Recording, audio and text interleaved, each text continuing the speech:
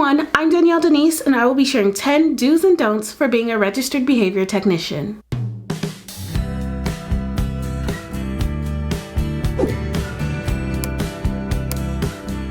For those of you who are new, I typically share my journey centered around becoming a psychiatric and mental health nurse practitioner. But before this, I was a registered behavior technician. So today I have prepared 10 do's and don'ts for becoming a registered behavior technician. Now, there are many great tips and tricks that will help you become the best registered behavior technician that you can be, but these are a few starter tips that will help you on your way. Some are in regards to the business side of being an RBT, and some are specific for working with your client and their families. And before we get started, I'd like to suggest a free way to help my channel, which is by hitting that like button, and I would enjoy for you to stay around and follow me on my nursing journey by hitting that subscribe button and turning on that notification bell. So let's get started. So my first do on your list is to keep your RBT certification number on file. The way that you access this is through the certification board's website. I find that this is important in case you have to reinstate your certification yourself and if you want to move companies. Your first don't is a biggie. HIPAA violations. You do not want to make a HIPAA violation. HIPAA is the Health Insurance Portability and Accountability Act. You will find this in anything regarding people and clients' personal information. You do not want to mess around with a HIPAA violation. Companies get sued, you could get fired, you can get fined, you can get sued. There is so many legalities into this, so you do not want to share any personal information about your client or their families on anything to anyone that's not directly involved with their care. Whether you're with a company with high profile clients or regular everyday Joe Schmoes, you do not want to mess with HIPAA. Your next do is to be professional, especially with legal documents. You might find yourself filling out like an incident report. If your client gets hurt, scrapes his knee, gets pushed down by a bully, you never know what could happen, and you have to file an incident report just in case these documents come up later in court. If you ever struggle with this, your company should train you on this, and if you ever need help with some legal jargon, your company should be able to help you as well. Also, being professional is a great skill to have if you want to take that skill to another job or move up in the company. You never know where your next job opportunity might come from. So your second don't follows after professionalism, which is to try not to be so emotion driven at work.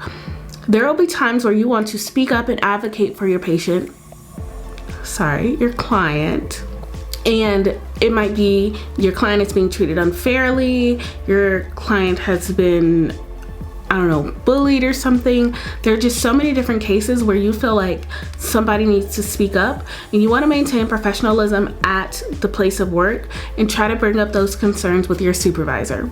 Also, I'll get into this a bit later when I'm talking about the parents, but sometimes parents can be a lot, so try to maintain your professionalism there and try not to act immediately out of emotions. Again, keep that in, discuss that with your supervisor. You can even ask other techs how have they dealt with these families before, if they've worked with them or if they've been in similar situations. You can kind of ask for advice. And you might get more emotional when working with the client becomes challenging. Some days aren't as easy as others and it can be very frustrating on you. Just hop in the car and cry like the rest of us, but don't cry in front of your clients or their families or at schools or anything like that. Hold it in. I'm so serious. Might sound like I'm joking, but literally cry in the car like the rest of us. I don't say that to scare some of you away. Some people don't cry. It's not like a thing, but I'm an empath and it happened frequently. Probably why I quit. The job won't always have you being emotional, especially if you're not an emotional person to begin with. But my next do is that you do build rapport with your clients, their families, and your supervisors and coworkers. Building rapport with your supervisors and coworkers really helps you maintain a positive work environment, and it makes it easier for you to approach them with any questions or concerns that you might have. Also, building rapport with them allows them to get a good understanding of you, and if you ever need them, they'll be reliable. Building a rapport with your client's family really shows that they can trust you, and they'll trust your work with their kid. Building rapport with your client is essential because that'll help sessions run more smoothly, as well as with their parents, so they're not like hounding you and trying to take over your sessions. So fun tip on the side, when you're first working with a new client, you want to give them a lot of praise, be super fun, still maintain that as you go, but kind of taper it off a bit. So once you guys start working more frequently, they just know that you're a really nice person and that you're a fun tech. Your next don't. This is something that I struggle with sometimes.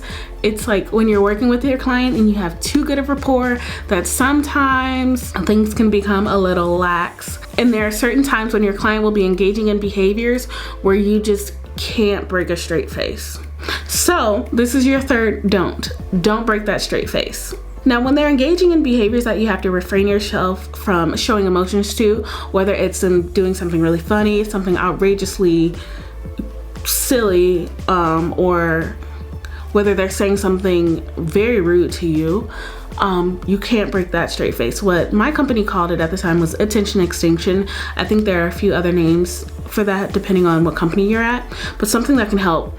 What I would do, since I kind of like when I giggle or like something's making me uncomfortable, I still get the same sensation from like laughing in my cheeks and it kind of tingles. So I bite my cheeks and I just, you just gotta not give them that eye contact or attention. And it's another stimulus for you to focus on, to be like, wow, this kind of hurts. And then you're not like paying attention to your kid. Random, but a fun fact. You could also cover your face, pretend like there's something else more important. You can start charting and working on your paperwork. Anything else to not give attention, that's an important fact for when you're working with your clients, and you can't show them attention when they're engaging in bad behaviors. But make sure that they're safe. Make sure all the time, just as long as they're safe, keep that straight face. Your next do kind of follows along with that. When they're engaging in these behaviors, they could be dragging this out for a long time. And sometimes sessions don't go as easy as we like them to, or as easy as like the session before. So progress can kind of move backwards sometimes, but honestly, just be patient with your client. Be patient with their families as well. This is something that is full time for them. They wake up, go to sleep, this is their life. And sometimes it's hard to keep working on yourself and being trained to not do some of the things that you used to do or that you're comfortable doing. And sometimes they just take steps backwards. But be patient with your client and their families. They are dealing with a lot, and it's a lot on you too. So again, self-care is important, but stay patient. Progress comes again. Your next don't, kind of going back to when I was telling you guys not to be so like emotion driven at work when you want to speak up and be an advocate for your client. Don't be afraid to speak up.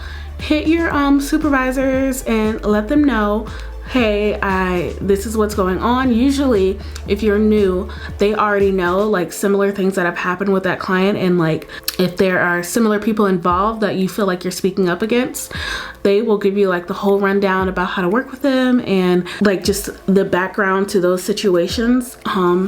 As well as if there's a kid that is constantly bothering your client at school per se, they can really help you navigate that, especially if your client ever gets in trouble involving those same students. Just make sure that you're bringing this up and that you're keeping your supervisors and other team members up to date on your client when you really want to speak up for them. Your next do, I kind of briefly mentioned this in the beginning as well, but do ask questions. If you ever need clarification about an intervention that you have to do, always just don't hesitate to bring it up.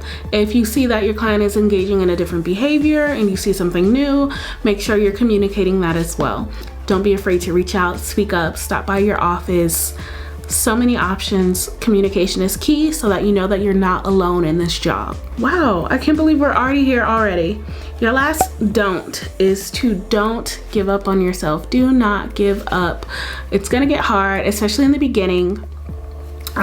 When I was new, I became very frustrated, like, oh my gosh, I'm not getting this.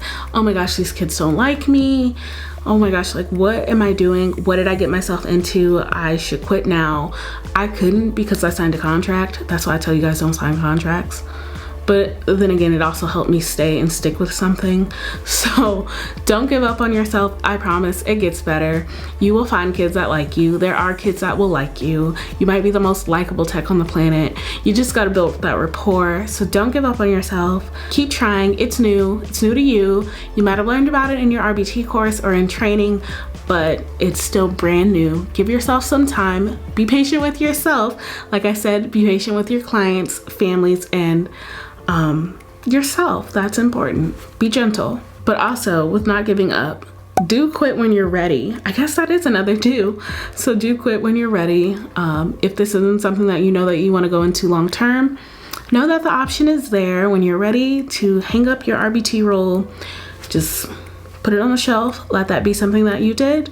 That's what I did. I kind of knew going in that I was going to leave to go to school. So luckily my contract ended before school started. And hey, do with that information what you may. And that's all. Thank you guys so much for watching. I hope that you found this video helpful, and I hope that you stick around on my channel to catch more videos that I make regarding other career professions, my nursing journey, and lifestyle content by hitting that subscribe button as well as that notification bell so you don't miss an upload.